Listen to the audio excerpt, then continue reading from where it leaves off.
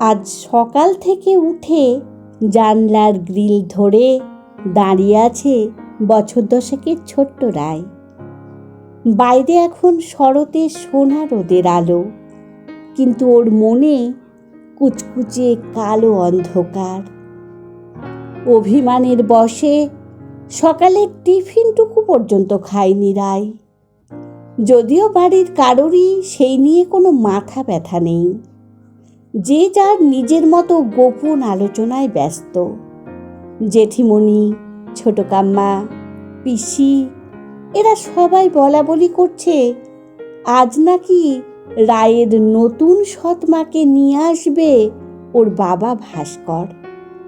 যখন রায় খুব ছোট্ট, মাত্র বছর 5 বয়স, তখন ওর মা ওকে ছেড়ে তারাদের দেশে পাড়ি দেয়।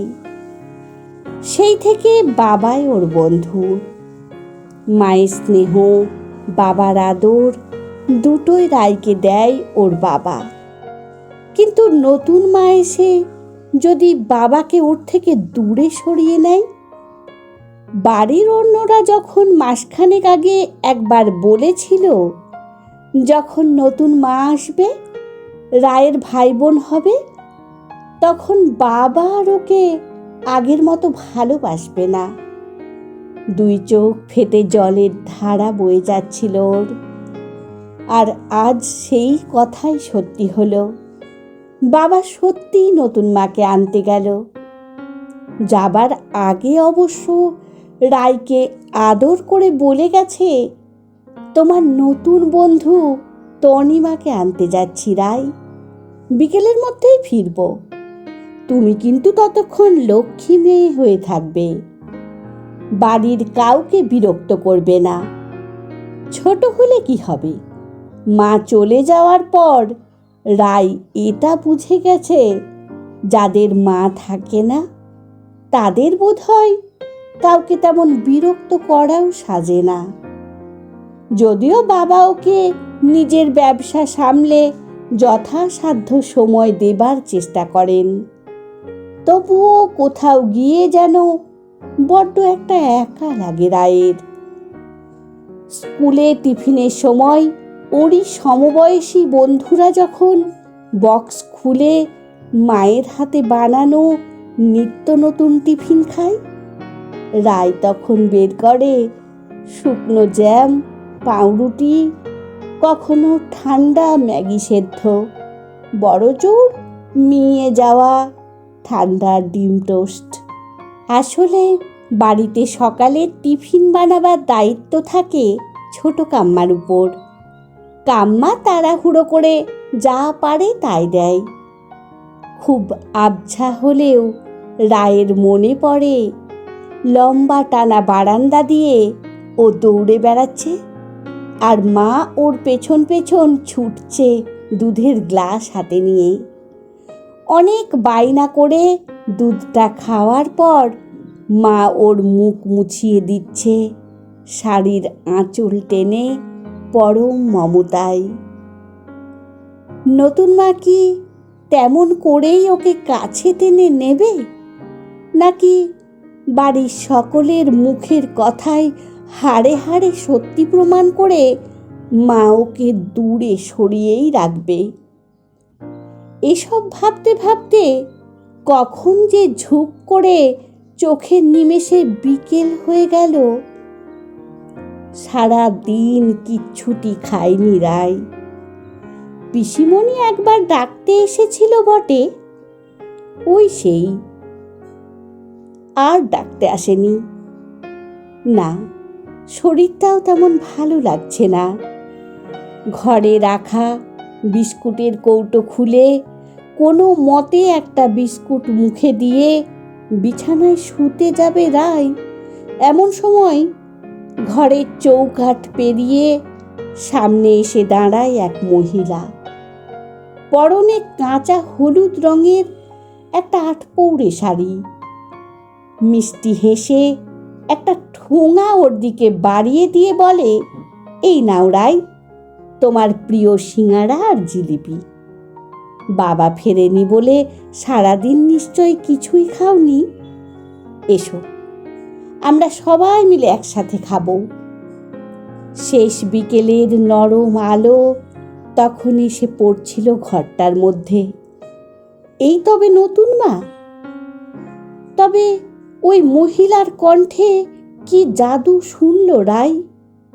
এক নিমেষে বলে, তুমি খাবারটা প্লেটে সাজাও, আমি হাত মুখ ধুয়ে এক্ষুনি আসছি। সেই ঘটনার পর আরও পেরিয়ে গেছে 15 বছর। শৈশব কৈশোরের গণ্ডি পেরিয়ে রায় আজ একজন স্বয়ংসম্পূর্ণা নারী। বিয়ের জন্য দেখাশুনো চলছে ওর। আজ রবিবার এক পাত্রপক্ষ এসেছে ওদের বাড়ি। মা ব্যস্তভাবে তাদের যথাসাধ্য আপ্যায়ন করে যাচ্ছে।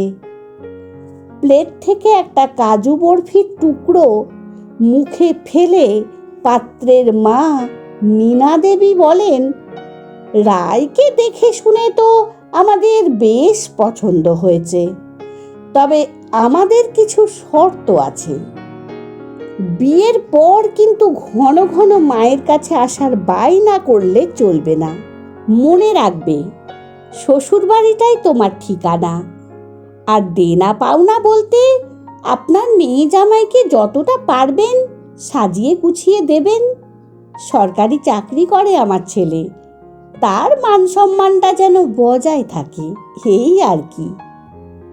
সঙ্গে থাকা উনার স্বামী মানে পাত্রের বাবা অসীমবাবুও স্ত্রীর কথায় তাল মেলাচ্ছেন। এ কেমন মানসিকতার রুচিবোধ! পাত্রী দেখতে এসেই যাদের মুখে এমন কথাবার্তা, তাদের পরিবারে বিয়ে হলে আমি নিশ্চিত বাকি জীবনটা চরম দুর্দশার মধ্যে কাটাতে হবে আমাকে। রায় উনাদের সকলের জন্য চা নিয়ে আসছিল।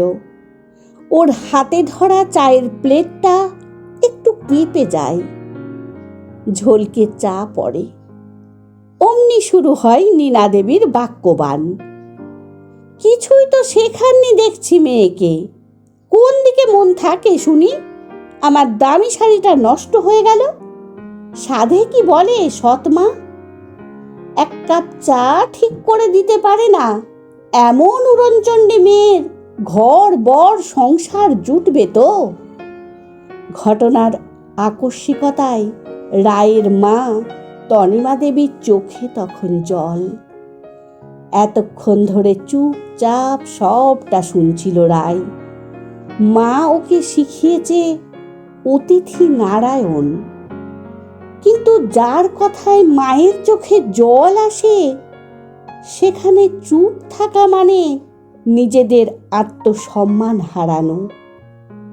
গোলাপি সালোয়ারের ওড়নাটা কোমরে গুঁজে সোজা নীনা দেবীর সামনে দাঁড়িয়ে ও বলে, আমি মনে করি বিয়ের পর ঠিকানা কখনো বদল হয় না, বরং মেয়েরা একটা পরিবারের জায়গায় আর একটা পরিবার পায়।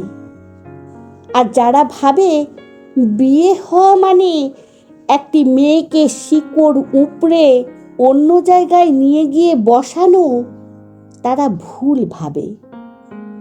শিকড় ছাড়া গাছ যেমন বাঁচে না, ঠিক তেমন কোনো মানুষও তার স্বাভাবিকতা হারায় তার উপর জোর খাটালে। আর সৎমা কাকে বলছেন নীনা দেবী? যে এই বাড়িতে এসে আমার মুখের দিকে তাকিয়ে জীবনে কখনো সন্তান নেননি তাকে। সৎ অসৎ ফারাকটা আপনাদের মতো মানুষরা দেখেন। আমি জানি মায়ের একটাই জাত, একটাই রূপ, আর সেটা হলো বাৎসল্য। এবার আসুন আপনারা, নোংরা বাতাসে এই ঘরের আবহাওয়া আমি দূষিত করতে দেব না। এখানে আমার মা থাকেন, এটাই আমার আসল ঠিকানা, আমার স্বর্গ। মুখের উপর উচিত জবাব পেয়ে উঠে দাঁড়ান নীনা দেবী আর উনার স্বামী। দরজা বন্ধ করে দেয় রায়। তনিমা দেবী শুধু অস্ফুটে বলেন, এ কি করলি তুই? তনিমা দেবীর পাশে বসে রায় শান্ত অথচ দৃঢ়ভাবে বলে, মায়ের অপমান দেখলে একটা সন্তানের যেটা করা উচিত আমিও ঠিক তাই করেছি মা। তুমিই তো বলেছিলে অন্যায় মাথা নিচু করে মেনে নিতে নেই, তাহলে যে নিজেকে ছোট করা হয়। আজ চুপ করে থাকলে তোমার শিক্ষাকেই যে অপমান করা হতো সেটা আমি হতে দিতে পারবো না। একদম মায়ের উত্তরসূরি হিসেবে ভবিষ্যতে মেয়েই তো আগামী দিনে পতাকা বয়ে নিয়ে যাবে। ভাস্করবাবু বলেন, একদম ঠিক করেছিস তুই। সেদিন কোনো ভুল করিনি আমি। তোর একজন সঠিক বন্ধুই নিয়ে এসেছিলাম রায়। রান্নাঘর থেকে একটা মিষ্টির প্লেট সাজিয়ে নিয়ে এসে রায় বলে, অনেক হলো, এসো সেই বছর 15 আগের সেই দিনটির মতো আরও একবার সিঙাড়া জিলিপি দিয়ে আমাদের সবার আড্ডা জমুক। আমার সুখের ঠিকানা যে তুমি মা। নাও এবার খাইয়ে দাও আমাকে। অফিস কাজের চাপ এসবের ফাঁকে তোমার হাতে খাওয়াটা খুব মিস করি। এখন মনে হয় বড় না হলেই বোধ করি ভালো হতো। বোঝো ধেরে মেয়ের কাণ্ড, তবে তাই হোক। এই বলে তনিমা দেবী এক টুকরো জিলিপি ভেঙে মেয়ের মুখে দেন। সুখ দুঃখের নকশি কাঁথা বুনে খুশির পৃথিবী রচনা করে ওরা মা মেয়ে মিলে। কলমে পুষ্পিতা ভৌমিক, কণ্ঠে সোনালী।